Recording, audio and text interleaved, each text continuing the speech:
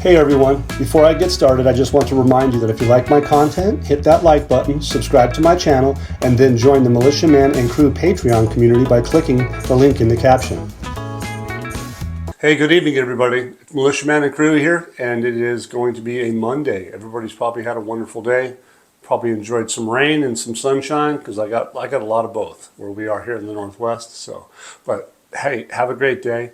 The cool thing is that in the news today and of late, we've seen some things that are collective that just keep our study solid as rock. That's what we do at Militia Man and Crew, militiaman@patreon.com.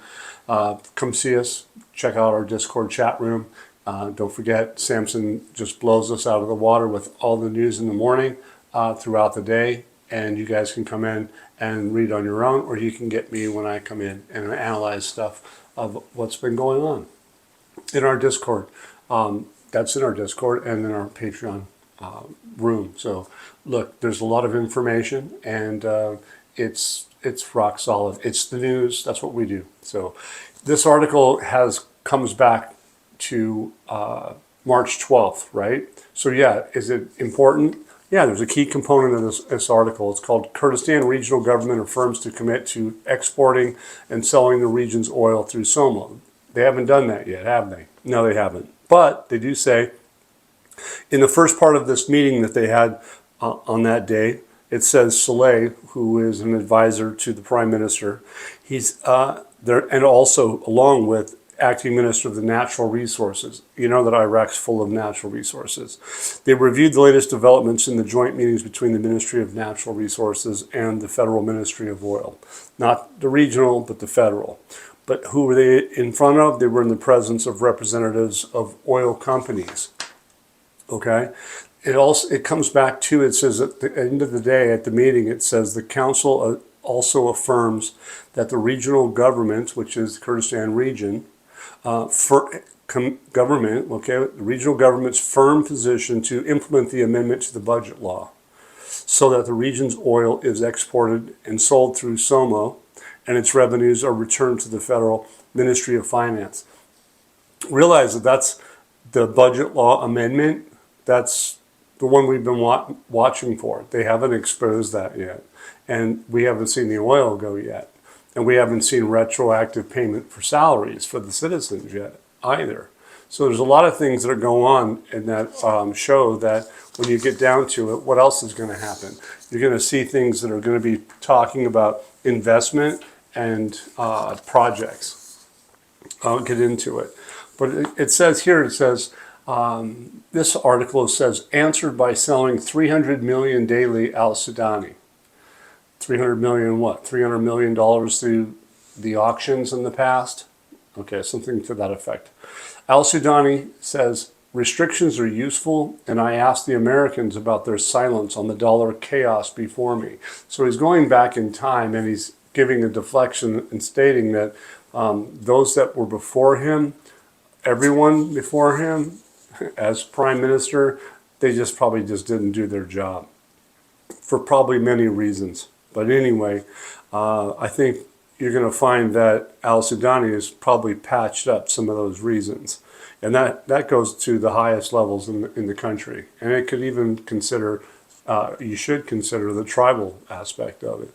So that's just because of how the country is. Okay, it says that the United States Treasury described the progress that Iraq has been doing, and by reforming their banking system, is so big that it's a revolution we dreamed of. That's the quote. He also promised to launch a reform plan to correct the banking sector, which is the most important in Iraq's history. Yes, I went over this before, but it's powerful information, and there's going to be more. It says they're talking about the United States Treasury, the U.S. Federal Reserve. It says, regarding a roadmap for Iraq to enter the global financial compliance circle. However, the previous government did not implement any of them, and the deadline expired at the beginning of my government. So that was before he got into office. He says, now my government has been able to transform the challenge and commitment to the U.S. Treasury and the Federal Reserve into an opportunity to reform the Iraqi financial and banking system. It says we leverage the issue to end the anomalous situation of dollar selling shops. That's the parallel market, which we all complained about back then, and we were able to implement the imposed obligations that they got from the U.S. Treasury and the U.S. Federal Reserve. That's how I see it. It says the sanctions imposed by international institutions were related to that period, but there are no violations in this regard now. So let's just see, the date on this was March 28th. So obviously this is relatively fresh, isn't it? Sure. So he goes on and says the sanctions imposed by international institutions, basically there's no violations now, so that's, we already went over that, but he says we've been able to implement these standards and now the banking systems operate transparently. Sounds like the new technology. In accordance with international compliance standards and certified by international institutions, and we all know that some of these international institutions are like Oliver Wyman, K2, Ernst & Young, and so forth. Okay, so it says the U.S. Treasury representative informed us that Iraq has achieved a revolution we had dreamed of in previous periods. International compliance standards have been applied to all Iraqi financial transfers via correspondent banks and the U.S. audit firm. So now not a single dollar is spent without passing through these bodies. So they've got a really tight rein on all this. He goes on and says 30% of the annual value of all imports goes to construction materials for the reconstruction effort, right? And this reflects the scale of construction and development. And here they go on and say that we have contracted with Oliver Wyman, who I just mentioned, and we all will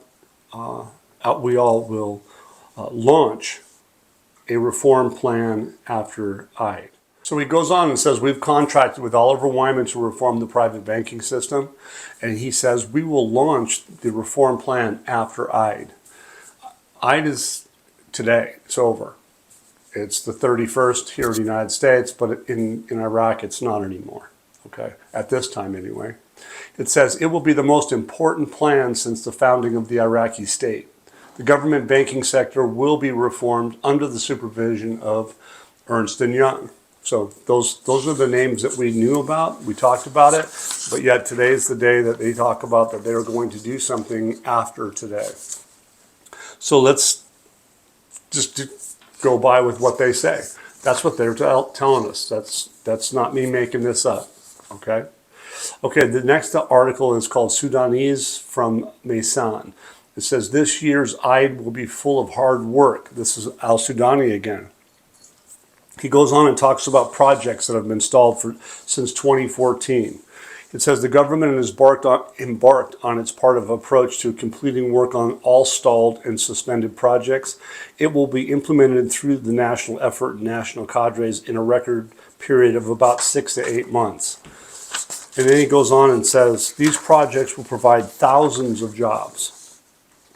Thousands of job opportunities directly or indirectly, concluding that in the growth in these projects and programs is the real reform of the Iraqi economy, which suffers from a single-minded dependence on oil exports. Look, the single-mindedness is what they're talking about, is that they're not only going to have just oil as their income, they're going to have the non-oil revenue sources. So he's hammering it home. You guys, this was yesterday. So why would he be talking about things like that? Something's changing, something's coming fast, and he's knocking it out of the park. So here it says, congratulating on Eid, al-Sudani reiterates his commitment to implementing the government program in all of its dimensions. There you go. He's saying he's got a commitment. So yesterday on March 30th, al-Sudani pledged, we're going to make every effort for reconstruction and development in accordance with supreme interests of our people and the aspirations of its citizens. That's a pretty powerful statement. He's on record of telling everybody that the reform process is fully underway. They have a huge, supreme interest for whom? Their people, okay? And that's what they're going to do, the reconstruction effort. So when you see things like that and you bring them in, just because it was 2 or 3 weeks ago and up to today, doesn't mean it's not important. You gotta paint that picture, and that's what I think we do here at Militia Man and Crew. Is we take in a lot of information and bring it to you. And by the way, all that information that I bring to you guys, and I have it here in print, is in our forum. So this isn't just, fluff that we're making up as we go along. We have the evidence. Okay, so enjoy it. I think you'll appreciate it. You might even want to cut and paste it and keep it for your records for the future, because it's going to be really powerful. You can share it with your grandkids and your kitty cats, for that matter. Okay, because Wally's running around here somewhere. Anyway, so the next thing is general manager of Raffadane Bank. That's a state-owned bank, everybody. It's state-owned. Okay, one of the things that they do to change a society that's based off of oil, for instance, is that they're going to go to a private sector. And that's a big challenge for countries. If you Google it and you look it up, you'll find there's a lot of documents, there's a lot of white papers out there. I found another one today that was 15 pages long. I read it. Is it boring? Well, yeah, but is it important? Of course it is, because it tells you a story. It tells you how far along Iraq has really come and how complex this thing is. It is not just a push of a button. It's not what we thought. It's not what people forecasted or what they imposed on their beliefs onto us, thinking that it's all about Iraq. And it hasn't been. This evolution has been an amazing process, and I hope you guys appreciate it because you're part of it. And I'm glad that everybody's with us tonight. But anyway, he goes on and says he's confirmed that the bank has witnessed a qualitative transformation in recent years, becoming one of the pillars of the modern Iraqi banking sector through the adoption of financial technology, the promotion of banking inclusiveness, and adherence to international standards of integrity and compliance. Now realize we're talking about the Raffadane Bank.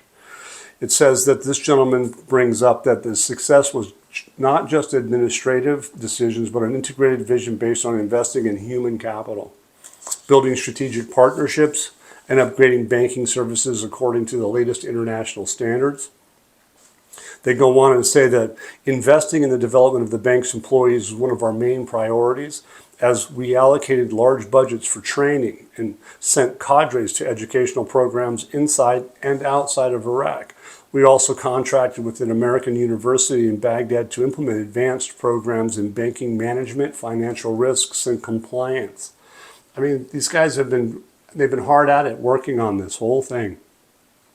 The general manager of Raffadane Bank adds that enhancing financial integrity was one of our priorities, and we've adopted advanced systems to combat money laundering, terrorist financing, including the United Nations program that's called the Go AML. So like Go Anti-Money Laundering System.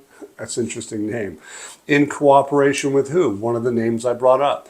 K2 International to Development Compliance Systems. K2's involved.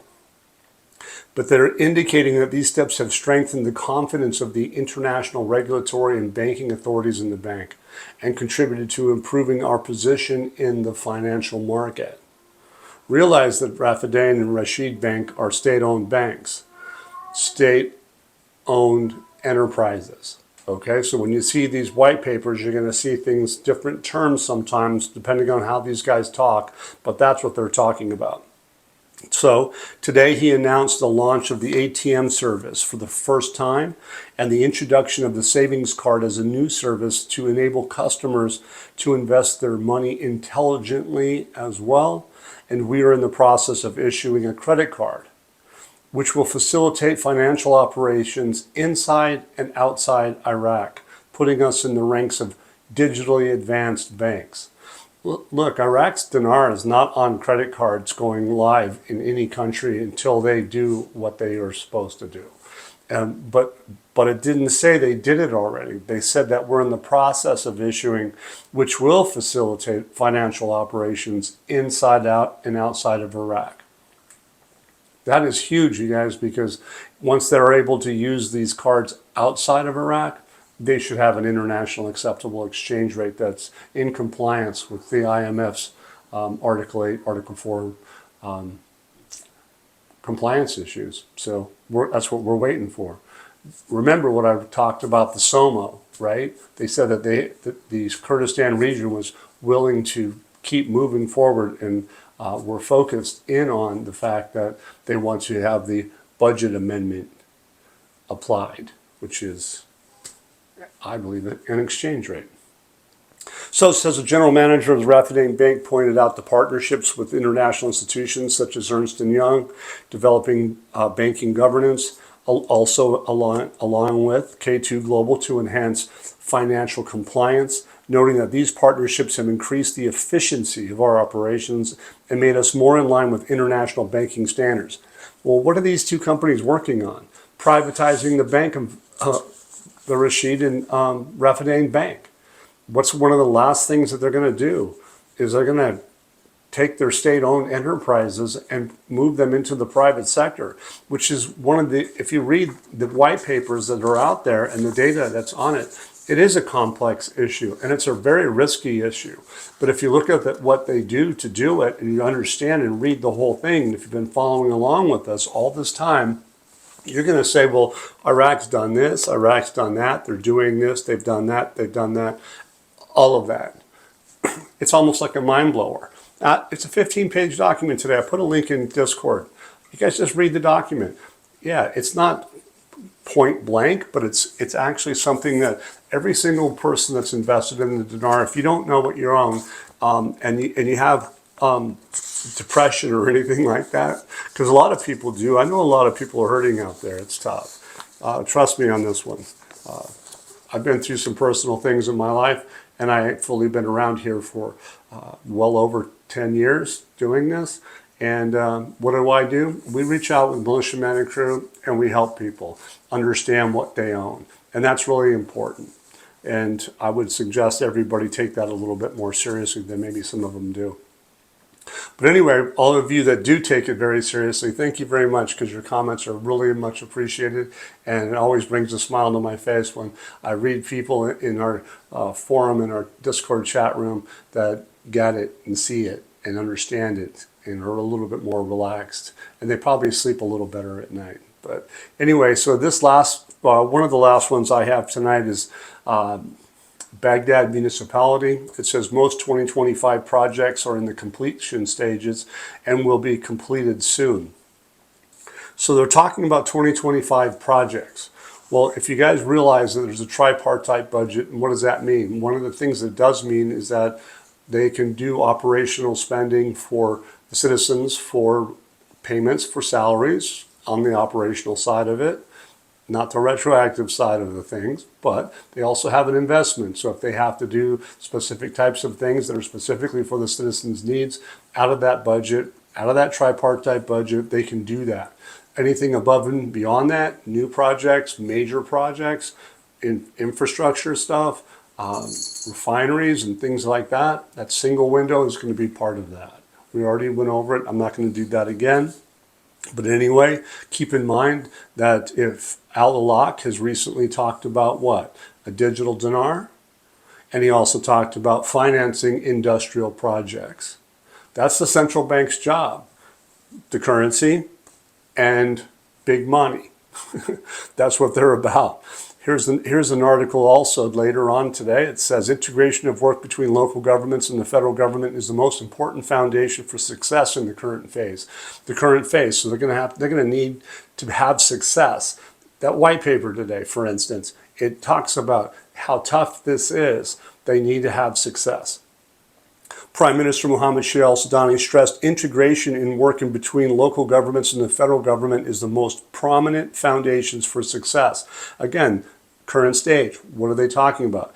Making sure they have a success. I believe that they've accomplished all that, or they wouldn't be talking about it at this stage, because this is a global event. That's how I see it. It says the Prime Minister, the rise of voices of discord and defeated hatred is an attempt to take Iraq into the unknown. So what he's basically talking about is that he's had some negative blowback from the media, which isn't uncommon, as you all well know. Here in the United States, the negative media is rampant, probably is all over the world. But ultimately, the truth is going to be told. It says al-Sudani today, right? It was today, who wore Arab dress, noted it was the first time he had worn this dress, as it was a confirmation and a sign of pride in the tribe's honorable stances. He explained that the tribes have been present since the founding of the Iraqi state, and they play a role in supporting the security forces and enforcing the law. And he's not lying. And when they say dress, he's not wearing a dress, he's wearing their clothing out of respect. He stressed that Iraq is moving in the right direction and has not witnessed real stability and development for years like this that we're doing now, he's talking about, as attested by international and local institutions. Again, he's invoking international and local institutions. He notes that despite the gravity of the situation, Iraq has avoided regional events while maintaining its support from the Palestinian cause and Lebanon, and everyone is now waiting for Iraq to read the regional scene. Here's another one today. It says al-Sudani is moving in the right direction. The Prime Minister Sheikh al-Sudani affirmed on Monday that Iraq is moving in the right direction, noting that everyone is looking to Iraq's role and its interpretation of what is happening in the region. So they're looking for understanding, right? In his speech during his visit to the Al-Bahatha district of Maysan, al-Sudani said the tribe has been present since the founding of the Iraqi state and plays a role in supporting the security forces enforcing the law. Enforcing the law. So in other words, what he's also saying to them is that that's their responsibility is to enforce the law. And the tribal leaders probably get that picture quite clearly. That is part of their job, is to maintain their people and to keep them within that law. He points out that wearing of Arab dress was a confirmation and a sign of pride in the tribe's honorable stances, going on to say that we have great confidence in our tribes to be at the forefront of supporting the national discourse and building the state. So he's wearing their tribal dress, and he's also giving them kudos and giving them respect. And that's really a powerful thing because he's going to need them. Again, back to the white papers. You got to really read it and you'll understand where I'm coming from. He points out that his visit to Maysan government aims to inaugurate a number of projects and launch implementation work in others, noting that Maysan will be an oil and industrial city. That's huge, you guys. They're talking about building a state, and they're going to do it with having everybody on board. So even the politicians, which are many of the tribal leaders, by the way, need to be on board for this because that's what he's doing. He's needing to use the people and the tribal leaders at the same time. So he needs that backing for everybody. And so that's what he's been doing, is cascading the reality of where we're going. Al-Alaq has come out and said digital dinar. They're ready to do the final stage, which is to do the new projects. That's the part of the expense that they're going to need that exchange rate for. So anyway, today was the 31st. Eid al-Fitr was closed today. We know that the Kurdistan region is going to be off for a week. I'm not sure if they're going to be celebrating or not, but I sure hope to God they are. Okay, so enjoy your study with us with Militia Man and Crew, and thank you for being with us. And do me a favor, if you like that content that we provide, hit that like button, subscribe, and thank you again. You guys can all find on how you can help support us in our tabs below. Once again, guys, don't forget to hit that like button if you like this content, subscribe to the channel, or join us at the Militia Man and Crew Patreon community for even more exclusive content. You can also donate to this channel by hitting the links in the banner to help keep this page up and running. Your generous support is greatly appreciated, as always. Much, much appreciated. Thank you so much and have a great day.